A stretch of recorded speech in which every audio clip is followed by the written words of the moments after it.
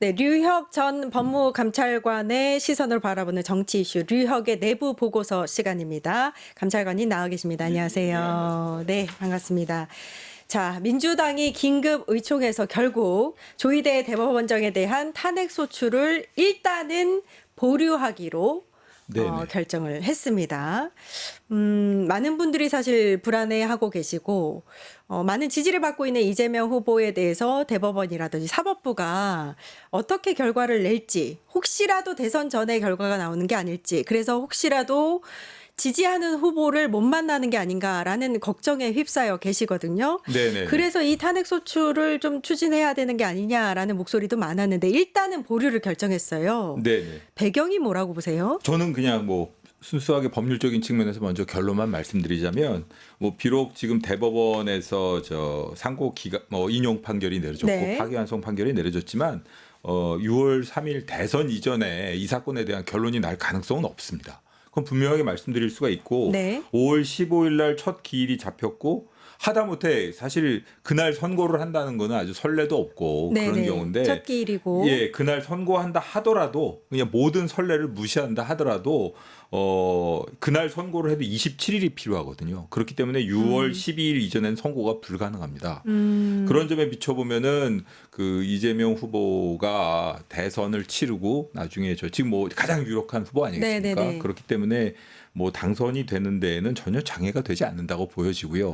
다만 파기환송 판결이 진행되는 과정에서 계속 논란의 소지가 있기 때문에 그런 거 아닌가. 그리고 또 한 네. 가지로는 탄핵을 하려면은 지금 현재 뭐 국민의힘과 예를 들면 네. 국민의 뭐 지금 그 대법원장이 국민의힘과 야합을 했다는 증거가 나왔다던가 아니면은 뭐 확실하게 본인이 정치적인 의도를 가지고 이 판결을 이렇게 빨리 급하게 진행하려고 한다는 뭐 확실한 증거가 있다면 당연히 그건 탄핵 사유뿐만 아니라 범죄가 될 겁니다.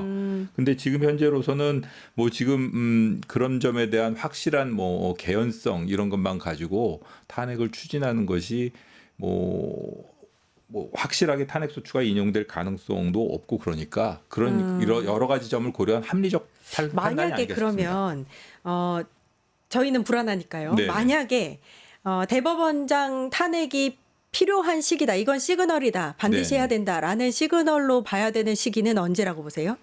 지금 만약의 경우에 5월 15일 날 있지 않습니까? 예. 두 가지 정도 생각해 볼 수가 있을 것 같은데 5월 15일 날 그 재판부의 입장이라던가 태도 이런 걸 좀 한번 보고 5월 15일 이후에 결정해도 될 것 같습니다. 그래서 이제 민주당도 15일로 잡힌 이제 첫 공판 기일이 네. 좀 변경해달라 요구를 했을 때 그걸 받아들인다면 그것은 이제 탄핵까지 이르지는 않아도 될 그렇게 것으로. 볼 수도 있고요. 예를 들면 제 생각에는 만약의 경우에 재판부가 뭐 그 재판부 제가 알아본 바에 따르면 그 재판부가 뭐 여러 가지 여론 같은 거 신경 안 쓰고 그런 인원들로 구성되어 있고 주심 판사님도 그런 것으로 알고 있는데 만약의 경우에 그날 선고를 한다면 한 가지는 가능할 것 같습니다. 대법원의 파기환송 취지를 따르면서도 선고를 한다면 예를 들어 그날 결심하고 이건 뭐 어차피 유죄 취지로 된 거니까 벌금 90만 원 이렇게 선고해 버리면 네. 그냥 모든 분쟁이 종결되는 거거든요. 아, 그런 경우에 검찰은 양형부당을 이유로 상고를 못 해요. 네네네. 피고인은 양형부당 근데 90만 원 선고 이미 됐는데 피고인 예. 입장에서는 상고할 이유가 없지 않습니까? 네. 그리고 검찰에서는 사실 여러 차례 대법원에서 판례를 통해서 검찰은 그런 양형부당의 경우에 상고하지 못한다고 되어 있는데 그럼에도 불구하고 또 우기고 상고할 수도 있을 겁니다. 하지만 어찌되었든 간에 그날 만약의 경우에 결심하고 어차피 유죄 취지로 됐고 이런 분쟁을 빨리 종식시켜야 된다고 생각하면 오늘 결심하고 선고합시다. 즉일 선고합시다. 이렇게 해버린다면 뭐 모르겠지만 사실 그리고 그런 식의 즉일 선고가 아니라면 그날 한번 5월 15일 재판 진행 상황을 보고 판단을 해도 늦진 네. 않을 것 같습니다. 일단 대법에서 판결을 낼 때 그러니까 네. 전원 합의체로 바로 이제 그 바꾼 다음에 전원 합의체가 9일 만에 이걸 선고를 내렸잖아요. 네네네. 그리고 이 전자 기록들을 검토할 시간이 두 번의 이걸 뭐라 그러죠? 기일 네, 그렇죠. 예. 그 두 번의 기일 동안 합의를 했기 때문에 48시간밖에 로고 이렇게 기록을 볼 수 있는 시간이 없었다. 그래서 전자문서 로고 기록을 좀 살펴봐야 된다. 이 서명 운동이 또 이어지고 있거든요. 국민들 입장에서는 당연히 그렇게 생각이 들 겁니다. 뭐 6만 쪽에 이른다는 그 엄청난 소송 기록인데 네. 그리고 이렇게 중요한 사건을 두 번 합의기를 통해 가지고 아무리 법률심이라고 하지만 네. 대법원에서도 이제 그런 그 중요한 사건을 결론을 내리려면 최소한 국민들이 납득할 만큼 신중하게 판단했다라는 인상을 줘야 될 거 아닙니까? 네. 그런데 지금 이제 그 로그 기록은 아마 그 48시간 동안만 볼 수 있는 건 아니고 그 아마 그 열려가지고 주심 판사님은 언제든지 보실 수 있을 예. 것이고 다른 판사님들 같은 경우에도 뭐 필요한 기록을 보실 수 있을 겁니다. 근데 저도 좀 궁금한 것이 이런 중대한 사안에 있어서 꼼꼼히 보지 않으면 최소한 보는 신용이라도 해야 될 거고 네. 과거 선례를 보면 아마 그냥 요약 자료만 보지 않았을까 싶은데 지금 대법원에서도 보면은 이 나름대로 입장을 밝혔는데 요약본만 봤다.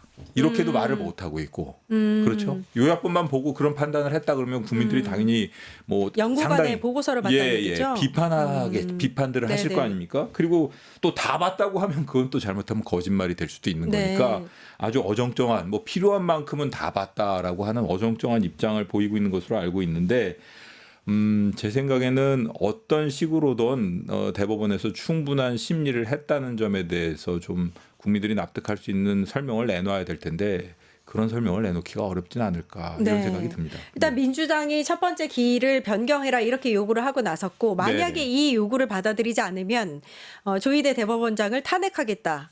이렇게 나오고 있거든요. 탄핵 예, 수순으로 가야 할까요? 어떻게 보세요? 저는 그건 어차피 저 정치 영역에서 제일 뭐 합리적으로 판단하셔야 될 것 같은데 이 재판부가 사실 저는 저도 이렇게 기일 연기 신청 예정이라는 얘기를 듣고 좀 보도를 보고 여러 가지로 궁리를 해봤습니다만 사실은 대법원 지난번 전원 합의체의 견해를 그대로 받아들인다 해도 지난번 고등에서 양형과 관련돼서는 제대로 심리가 이루어지지 않았지 않습니까? 그러니까요. 예. 그러니까 최소한 양형 자료 같은 것도 제출을 해야 될 것이고 지금 현재 그리고 기일 연기라는 것은 합리적인 이유가 있으면 웬만하면 받아줄 필요가 있는 예, 것이거든요. 예. 근데 지금 대선 후보로서 5월 15일이면은 이미 후보 등록 이후의 시점인데 네. 상당히 중요한 때 아니겠습니까? 예. 그런 이유로 미뤄달라고 하는 것. 그렇기 때문에 한 가지는 뭐 받아들여질 만한 이유가 있고 네. 어차피 지금 현재 법이 규정하고 있는 절차나 이런 것을 충실하게 따른다면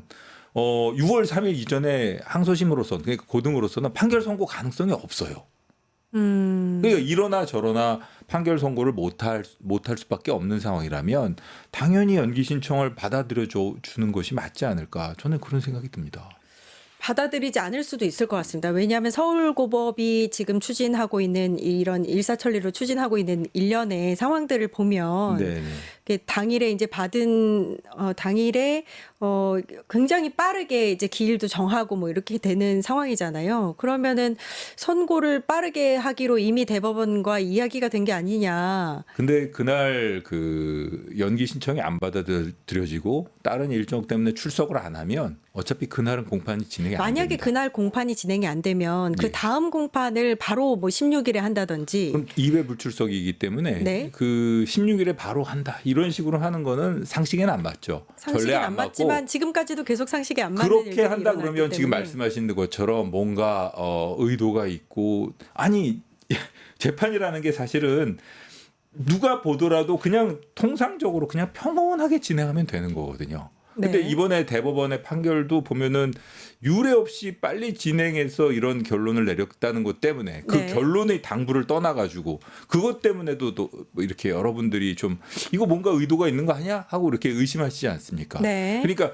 이 법리도 중요하지만 네. 절차도 중요하거든요. 그런 면에서 만약의 경우에 지금 말씀하신 대로 5월 15일 날 불출석했다고 5월 16일 날 바로 기일을 잡는다면 그 경우는 뭐 여러 가지 조치를 총동원해서라도 지금 뭐 알겠습니다. 민주당 뭐 법률 대리인 쪽에서도 가지고 있는 뭐 형사소송법상 절차를 다 동원하겠다고 하는데 그런 절차를 총동원해서라도 뭐 미루는 거고 사실은 그런 절차를 동원 안 해도 6월 3일 이전 선거는 불가능하다고 봅니다. 알겠습니다. 두 번째 주제로 가서 대법의 내부 상황에 대해서 좀 이야기를 나눠보겠습니다. 네. 이 대법 내부 상황으로 가보면요. 일단 이재명 후보의 공직선거법 위반 사건을 전원합의체 회부 9일 만에 일단 그것도 원심을 깨고 무죄에서 유죄로 파기환송을 했거든요. 그럼 네네. 이 상황에 대해서 일단 감찰관님께서는 이런 식으로 판결이 나는 상황을 보신 적이 있으신지? 저도 처음 봤습니다. 저도 처음 봤고요. 저는 그 당일날 뭐 여기 방송에 이제 끝내고 뉴스에 나왔다가 오늘 나오기 전에 이제 판결문도 다 공표가 됐기 때문에 판결문이랑 이런 걸 좀 열심히 읽어봤는데 저는 그 소수 의견 이흥구 대법관님이랑 오경미 대법관님 이 두 네. 분의 소수 의견을 읽어보고 참 느끼는 바가 많았고요. 설득의 시간이 충분하지 않았다. 신속만이 능사가 아니다. 햇님과 바란 이야기하면서 이렇게 말씀하셨죠. 저는 여러 가지 생각이 들었습니다. 이 법원의 판결이라는 것 그리고 사법작용이라는 건 지난번 헌법재판소의 그 탄핵 심판 과정에서 보시면 아시겠지만 탄핵 심판 과정에서 국론이 분열되고 여러 가지로 혼란이 있었지만 실질적으로 전원일치 결정을 내림으로써 좀 전반적으로 여론도 다 잠잠해지고 네. 생각보다 그 탄핵 반대파들도 조용해졌고 네. 그리고 새로운 출발을 할 수 있는 계기를 마련해 주지 않았습니까? 그렇죠. 그런데 이번 판결에 대해서 제가 실망하지 않을 수 없는 것은 사실은 그냥 아무런 판단을 하지 않으니만 못한 결과가 초래했거든요. 그러니까요. 그러니까 예. 여러 가지 논란의 거리들만 던져놓고 해결도 못하거든요. 시간 내로. 그러니까 아마 여러 가지로 이번 대법원 판결에 대해서 불만을 가지시거나 혹은 뭐 이런 정파적인 입장을 떠나서 대법원이 왜 그랬을까 하고 의구심을 갖는 분들은 그런 점에 실망하지 않은가 싶습니다. 그 소수 의견에 보면 이런 게 나오거든요. 저는 그 부분에 대해서 공감하는 게 정치적 발언에 대한 법원의 법적 평가는 이를 수긍하는 국민들과 그렇지 않은 국민들 사이에 새로운 갈등과 분란만을 촉발할 수 있다.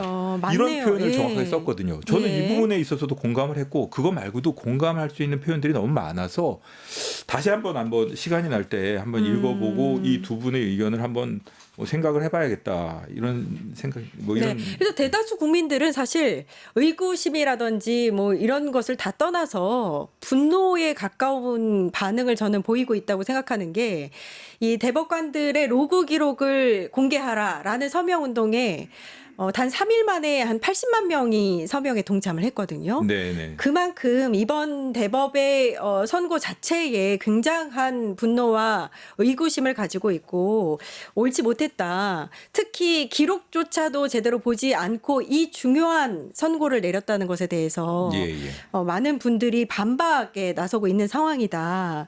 어떻게 생각을 하세요? 이 부분에 대해서는? 판결은 국민에 대한 설득입니다. 네. 그런데 그런 면에서 첫 번째 설득에 실패했고요. 네. 그렇기 때문에 이거는 또 설득에 실패했다.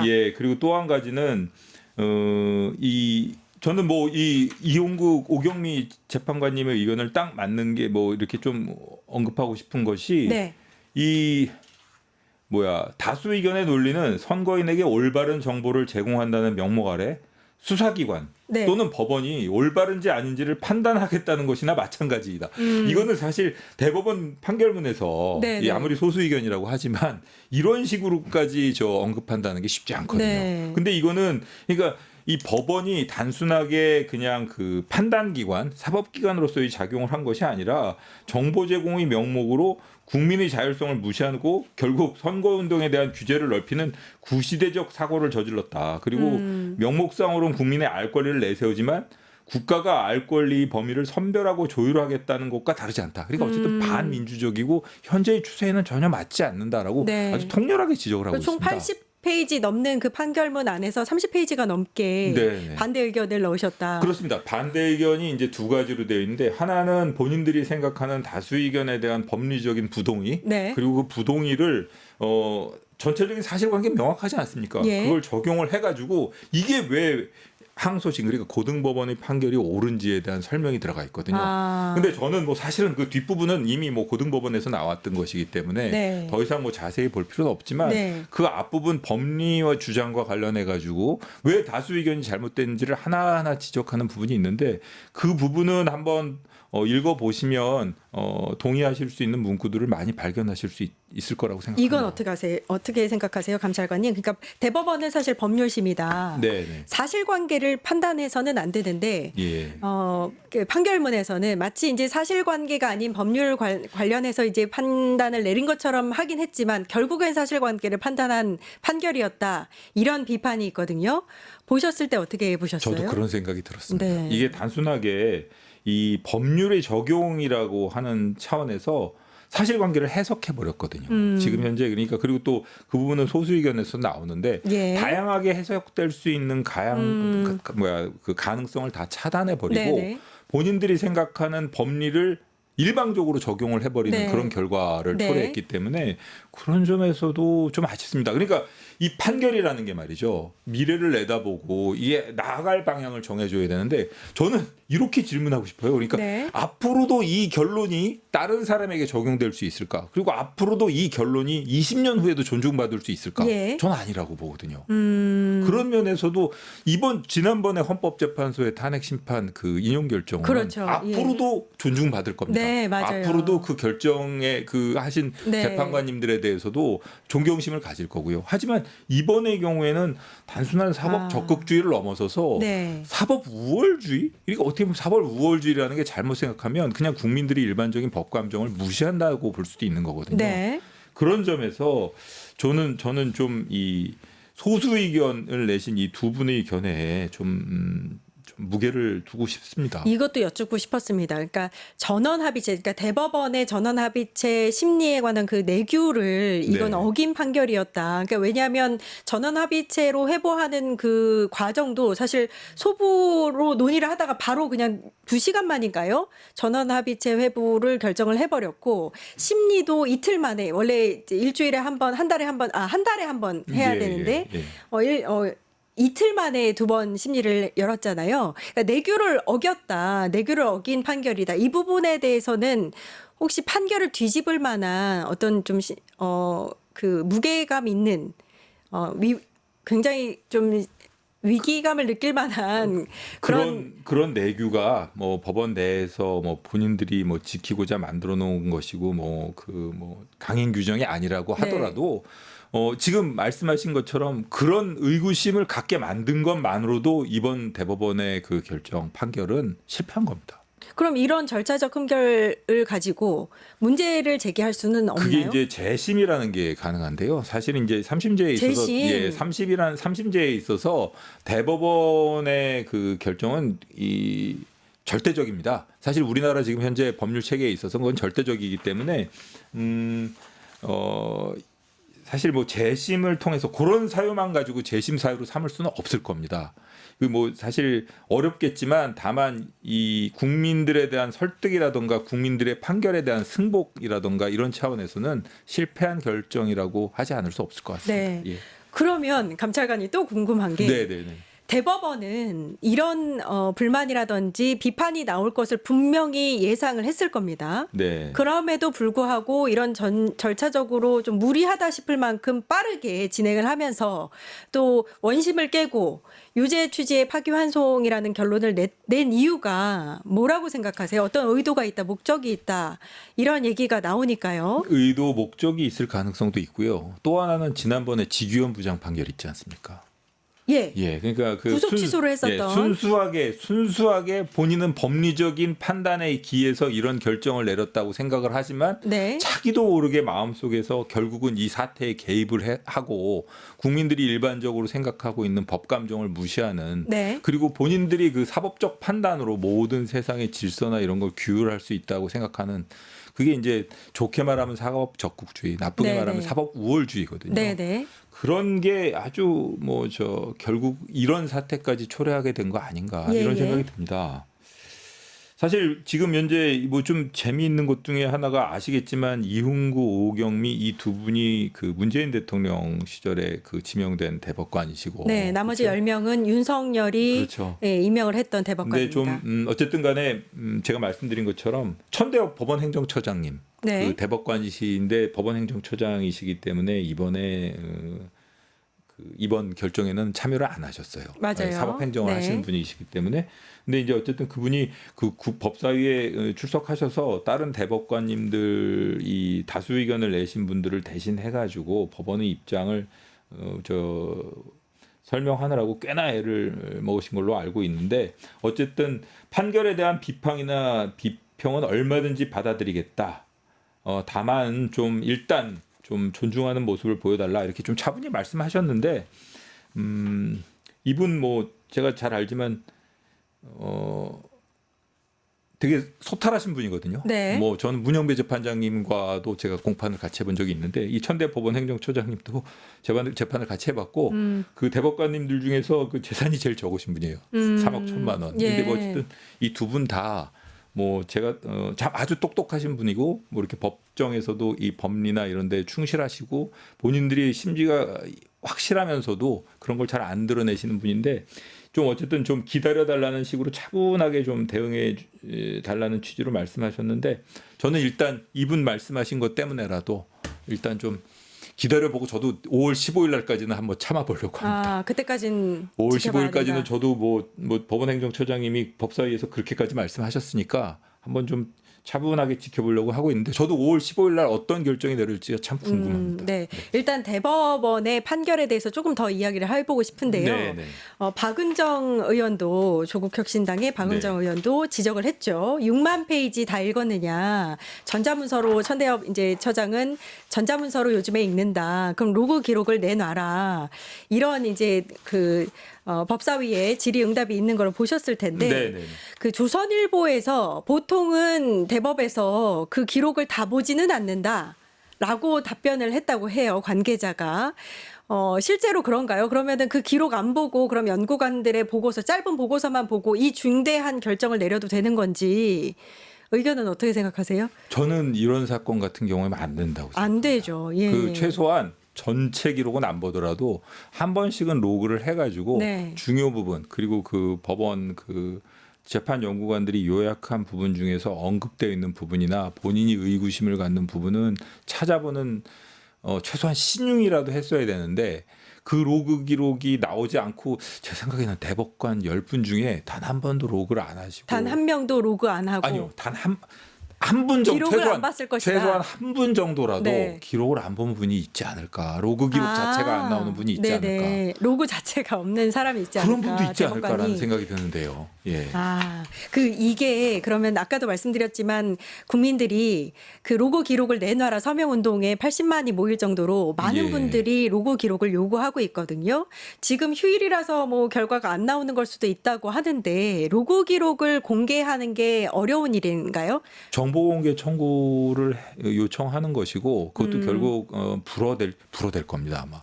불어될 거라고요. 예, 불어되면 결국 소송을 통해서 해결을 해야 되는데 관철시켜야 되는데 네. 그 소송을 하는 재판의 주체가 법원이거든요. 네. 저도 그래서 지금 궁금하게 생각합니다. 이 정보공개 청구 건수도 상당히 많으니까 네. 이게 분명히 거기에 대해서 뭐 아마 나중에 정보공개 청구 불허가 결정이 내려지면 거기에 대해서 불복하는 소송도 진행할 텐데 앞으로 어떻게 될지 저도 한번 법조인의 한 사람으로서 상당히 궁금하게 로고 지켜보고 기록을 싶습니다. 보기까지도 좀 어렵겠군요. 어려울 수도 있고 저는 어떤 결론을 법원이 어떤 논리로 그걸 거부할지 그것도 한번 좀 궁금합니다. 네. 알겠습니다. 일단은 국민들 사이에서 이런 대법원의 결정부터 시작해서 서울고법이 굉장히 빠르게 이제 재판을 진행하려고 하는 이 상황에 대해서 이해를 못하고 있으시기 때문에 일단 사법부가 이렇게 정치 성향을 띄어도 되느냐, 사법부의 문제는 어디서부터 이렇게 비판받을 지경에 이르렀느냐에 대해서 많은 의견들이 있으세요. 네, 네. 감찰관님은 이 부분에 대해서는 어떻게 생각하세요? 그러니까 사법부 개혁이 필요한가? 필요하다면 어디서부터 잘못된 것이고 어디까지 이루어져야 된다고 보는가? 지금 민주당에서는 대법관을 이제 30명까지 늘리는 법안도 발의를 했잖아요. 발의를 하려고 하고 있잖아요. 어떻게 보세요? 저는 제가 원래 저 법조인으로 한 30년 정도를 지내왔지만 저는 원래 법조인 출신 법대 출신도 아니고 네. 원래 어떻게 보면은 제가 법률가로서 지내면서도 항상 이렇게 구계자 입장에서 이렇게 법조를 바라보는 경우가 많았던 것 같은데요. 네네.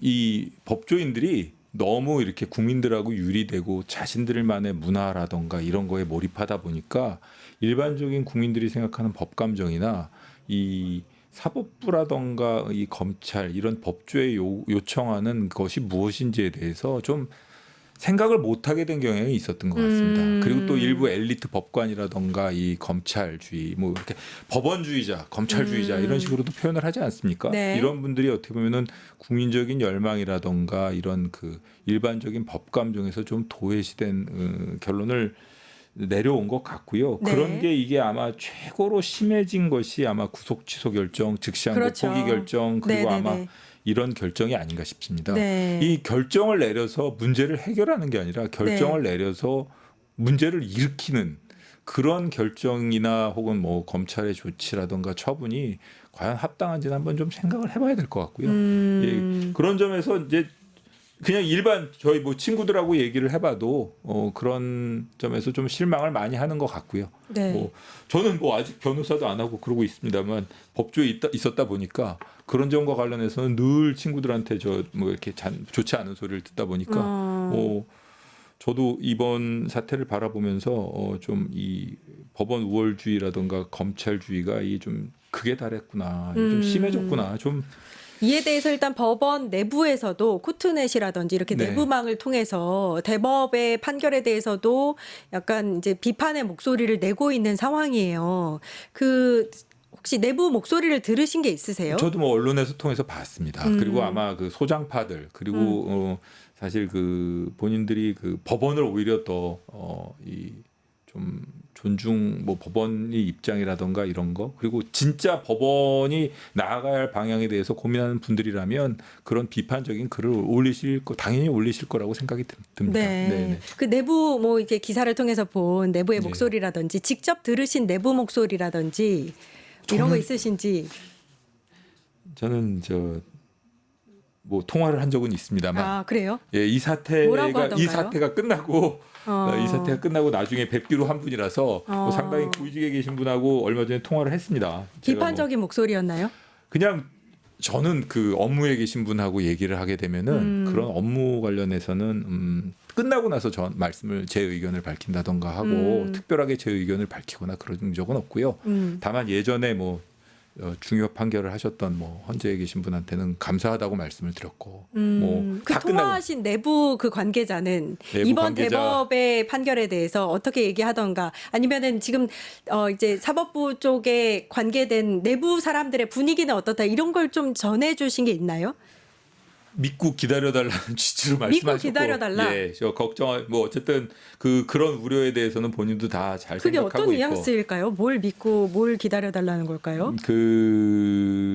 아마도 본인도 이 결론에 대해서 동의하지 않으니까 그런 말씀을 하셨겠죠. 근데 저는 어쨌든 외부 사람이지 않겠습니까? 네네. 그리고 최근에 뭐 이런 식으로 뉴스라던가 이런 데 나와서 제가 평론도 하고 그러기 있기 때문에 조심스럽게 말씀하셨을 것 같고 저도 조심스럽게 여쭤봤는데 어쨌든 그분은 저는 믿는 분이기 때문에 네. 뭐 그분도 나름 생각을 가지고 계신 것 같고 네. 뭐 이 고등 어차피 안 된다는 거는 그분도 알고 계시거든요. 네네. 뭐 물론 그 재판 부분은 아니시지만 이 6월 3일 이전에는 판결 선고가 안 될 것이라고 보고 그 재판부를 뭐 한번 믿고 기다려 달라는 취지로 말씀을 하시는 것 보니 뭐 아주 짧게 네. 그 이재명 후보는 사실 선거 운동을 하고 있는 거고 네. 5월 15일 같은 경우에는 대선 기간에 정말 이제 피크로 치달을 시기거든요. 네. 한 달도 남지 않은 시기이기 때문에. 네, 네. 근데 이때 첫 공판 기일이 잡혔고 계속해서 잡힐 수도 있는 상황입니다. 네. 그리고 다른 재판들도 사실 잡혀 있다고 저는 들었어요. 네. 그러면 이 선거 운동에서 후보로서 공평한 기회에서 좀 벗어나는 것이 아닌가라는 비판을 하고 있고 후보조차도 이 부분에 대해서는 불만을 제기하고 있습니다. 어떻게 보세요? 사실 선거운동 기간이 길지 않지 않습니까? 네. 기껏해야 한 2주 남짓인데 네. 그리고 지금 그 선거운동 기간 내에 어차피 결론이 내려지지 못할 것이라는 건 누가 봐도 명확한 상황이고요. 네. 그런데도 불구하고 그 기간 내에 그 연기 신청이라던가 이런 합리적인 이유, 예를 들어 뭐 지방에 무슨 무슨 행사가 있다던가 뭐 꼭 참석해야 될 일이 있는데도 불구하고 그런 이유에서 연기 신청을 한다면 네. 당연히 그냥 이런 사안을 떠나가지고 차분하게 바라봤을 때 밀어주는 것이 맞지 않을까, 저는 그렇게 생각합니다. 알겠습니다. 네. 일단 대법이든 고법이든 좀 상식적인 면에서 법은 국민을 위해서 있으라고 있는 거잖아요. 지키라고. 네, 법을 좀 지켰으면 좋겠습니다. 상식적인 판단을 내렸으면 좋겠다라는 말씀을 드리면서 류혁의 내부 보고서 류혁 전 법무감찰관님과 이야기 나눠봤습니다. 감사합니다. 예, 네, 감사합니다. 바로 이어서 1타 정치 방송됩니다. 뉴스토마토가 12.3 내란을 막아낸 시민영웅 1000명 찾기 프로젝트를 진행합니다. 내란을 막고 탄핵 소추를 이뤄낸 시민영웅 1000명을 찾아내 대한민국 민주주의의 역사로 기록하고 시상의 본보기로 삼음으로써 민주주의를 더 널리 확산하기 위한 프로젝트입니다. 이 과정에 직접 참여했거나 참여자를 추천해 주실 분들은 우측 제보하기 QR코드나 아래 메일로 추천 및 제보해 주세요. 많은 참여 바랍니다. 뉴스토마토와 함께해 주실 분들을 기다립니다.